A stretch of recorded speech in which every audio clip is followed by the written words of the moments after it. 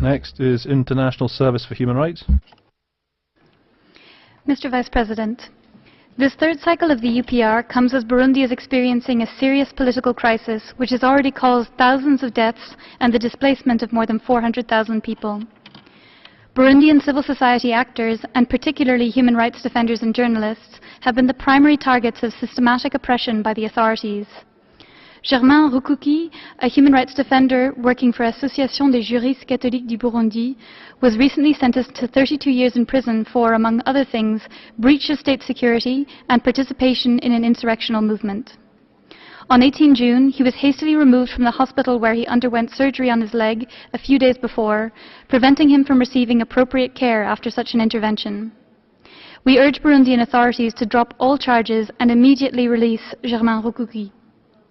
Despite this, during the Universal Periodic Review of Burundi on 19 January 2018, the Burundian government rejected allegations that it has persecuted human rights defenders. It claimed that defenders were prosecuted under the country's legal framework and were not targeted for legitimate human rights activities. We urge the Burundian government to repeal all laws restricting the activities of human rights defenders and to investigate the abuses committed against them.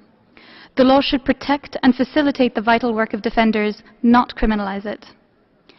In particular, ISHR calls on Burundi to further allow civil society organizations and individual defenders to interact with special rapporteurs without fear of reprisal.